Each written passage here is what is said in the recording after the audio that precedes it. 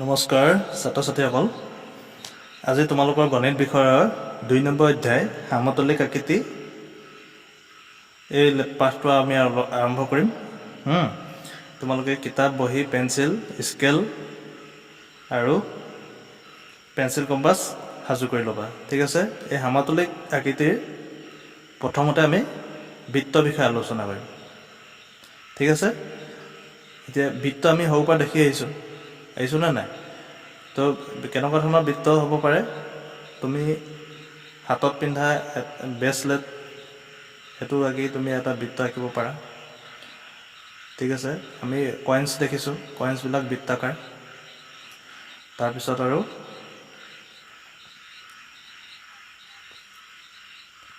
বিভিন্ন ধৰণৰ বৃত্তাকাৰ বস্তু আমি দেখি আহিছোঁ। ঠিক আছে।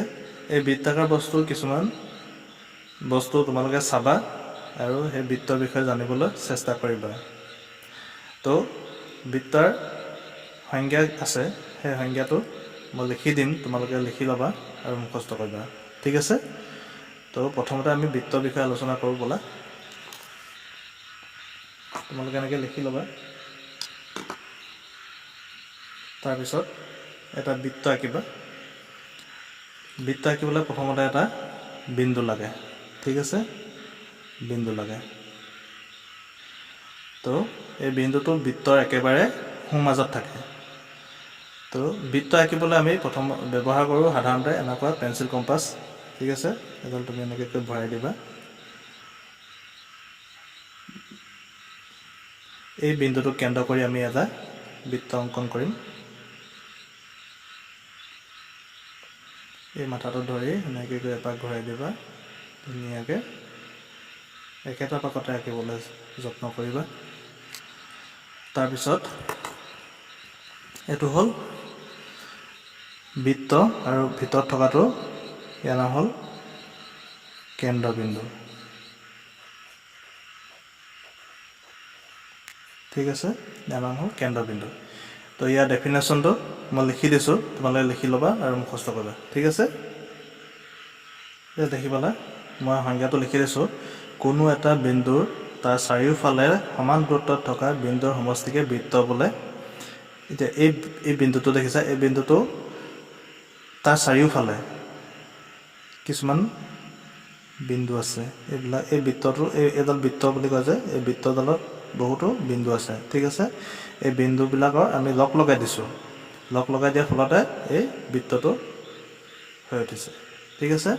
এতিয়া বৃত্তৰ কিছুমান অংগ আছে, সেই অংগবিলাক আকৌ মই আৰু এটা বৃত্ত আঁকি পেলাই মই তোমালোকক দেখাই দিছোঁ।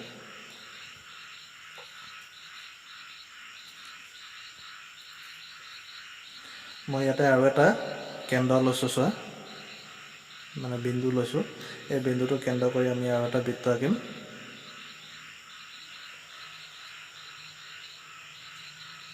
ঠিক আছে।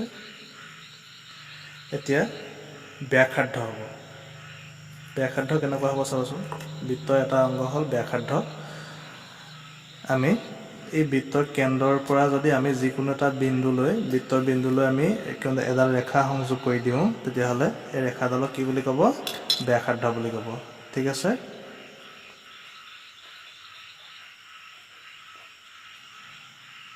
এডালক হ'ব ব্যাসাৰ্ধ। ঠিক আছে। মই ব্যাসাৰ্ধ সংখ্যাটো লিখি দিছোঁ, তোমালোকে লিখি ল'বা। দেখা পাইছে বৃত্তৰ কেন্দ্ৰৰ পৰা বৃত্তৰ যিকোনো এটা বিন্দুলৈ, এইবিলাক বৃত্তৰ বিন্দু আছে ইয়াতে, যিকোনো এটা বিন্দুলৈ সংযোগ কৰা ৰেখাডালক ব্যাসাৰ্ধ বুলি কোৱা হয়। ঠিক আছে। যে ব্যাসাৰ্ধডাল যে অকল এইফালে যাব এইটো কোনো কথা নাই। তোমালোকে যেনেকৈ মন যায় তেনেকৈ দিব পাৰা। ইয়াৰ পৰা এইফালে দিব মন যায় এইফালে দিবা, ইয়াৰ পৰা ইয়ালৈকে দিবলৈ মন গৈছে তালৈ দিবা। য'ৰ পৰা যেনেকৈ মন যায় তেনেকৈ দি দিবা।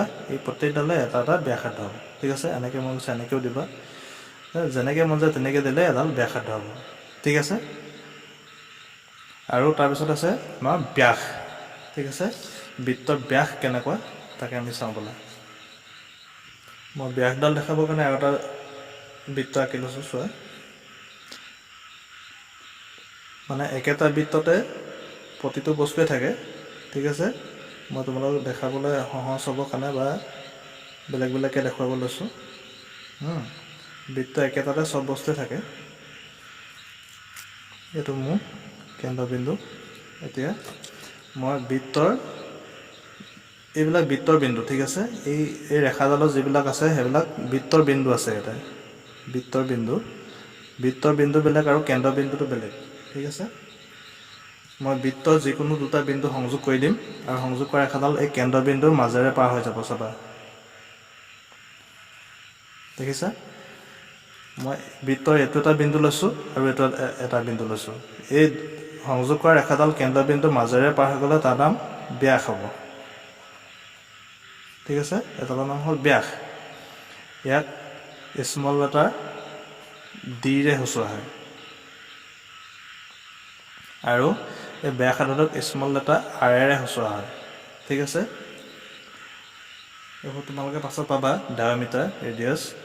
এতিয়া ব্যাস কাক বোলে তাৰ ডেফিনেশ্যনটো মই লিখি দিছোঁ, তোমালোকে চাই লোৱা। এয়া চোৱা, ব্যাস বৃত্তৰ যিকোনো দুটা বিন্দু সংযোগ কৰা ৰেখাডাল কেন্দ্ৰবিন্দুৰ মাজেৰে পাৰ হৈ গ'লে সেই ৰেখাডালক ব্যাস বোলে। তোমালোকে এইটো ডেফিনেশ্যনটো লিখোঁতে ভিডিঅ'টো ৰখাই ল'বা, ৰখাই লৈ পেলাই তোমালোকে লিখি ল'বা, ঠিক আছে, আৰু মুখস্থ কৰিবা। তো চোৱা, বৃত্তৰ যিকোনো দুটা বিন্দু সংযোগ কৰা ৰেখাডাল কেন্দ্ৰবিন্দু এইটো কেন্দ্ৰবিন্দুৰ মাজেৰে পাৰ হৈ গৈছে, ঠিক আছে। ব্যাসডাল যে এনেকুৱা হ'ব তাৰো কোনো কথা নাই। তোমালোকে যেনেকৈ মন যায় তেনেকৈ দিব পাৰিবা। তোমাৰ মন গৈছে এইফালৰ পৰা এনেকৈ কৰি সংযোগ কৰিবা। এইবোৰ প্ৰতিডালে এডাল এডাল হ'ল ব্যাস, ঠিক আছে। এইবোৰ চব এডাল এডাল এনেকৈ ব্যাস হ'ব, অসংখ্য ব্যাস হ'ব ইয়াতে, ঠিক আছে। প্ৰতিটোৱে এটা এডালৰ ব্যাস হ'ব। তাৰপিছত আহিলে জিয়া। তো জিয়াডালৰ বিষয়ে তোমালোক দেখাবলৈ হ'লে মই আৰু এটা বেলেগকৈ এটা বৃত্ত আঁকি লৈছোঁ, ঠিক আছে। তোলা চাই লোৱা। তো একেটা বৃত্ততে হৈ যায় চব। মই তোমালোক বুজাবৰ কাৰণেহে বেলেগ বেলেগ বৃত্ত আঁকিবলগীয়া হৈছে, ঠিক আছে। এইটো এটা বৃত্ত আঁকিলোঁ মই। এই বৃত্তটো আঁকাৰ পিছত এইবিলাক মই কৈছোঁ আগতে, এইবিলাক এই ৰেখাডালত এটা এটা বিন্দু আছে, অসংখ্য বিন্দুৰ সমষ্টি লগ লাগি বৃত্তটো হৈছে। এতিয়া সেই বিন্দুবিলাকৰ যিকোনো দুটা বিন্দু সংযোগ কৰি দিলে তাত জিয়া হ'ব, ঠিক আছে। মই এনেকৈ কৰি লগ লগাই দিছোঁ, এইডালৰ নামে জিয়া হয়,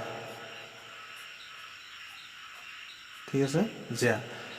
এতিয়া জিয়া কাক কয় তাৰ ডেফিনেশ্যনটো লিখি লোৱা তোমালোকে। এয়া দেখিছা, বৃত্তৰ যিকোনো দুটা বিন্দু সংযোগ কৰা ৰেখাডালক জিয়া বোলে, ঠিক আছে। যিকোনো দুটা, য'তে মন যায় ত'তে জিয়া হৈ যাব, ঠিক আছে।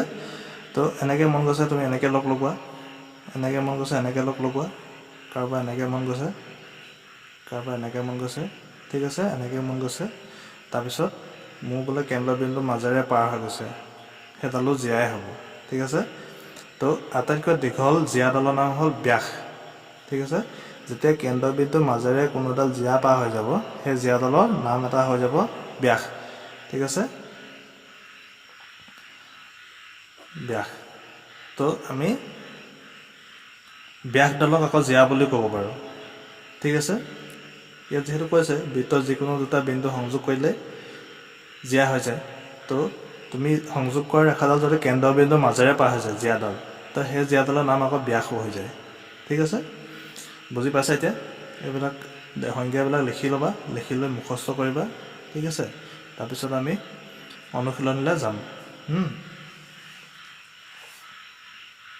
তাৰপিছত ব্যাসৰ বৃত্তৰ আৰু কিছুমান কথা আছে, সেইকেইটা মই তোমালোকে কৈ দিছোঁ, চাই লোৱা। এটা মই আকৌ বৃত্ত এটা আঁকি লৈছোঁ ডাঙৰকৈ, ঠিক আছে। এইটো এটা বৃত্ত হ'ল।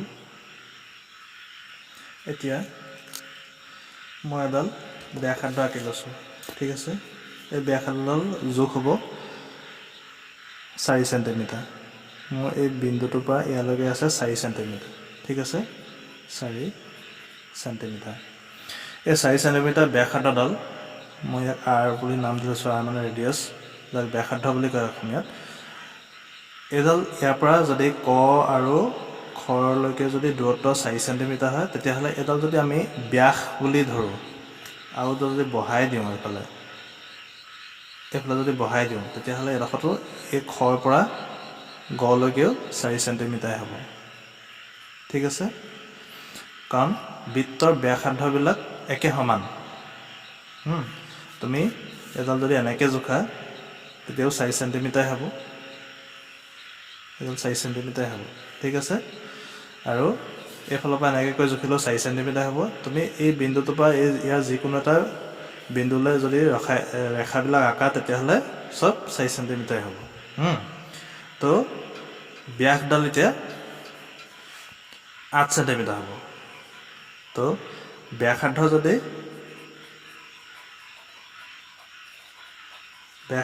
4 সেণ্টিমিটাৰ হয় তেতিয়াহ'লে ব্যাস হ'ব,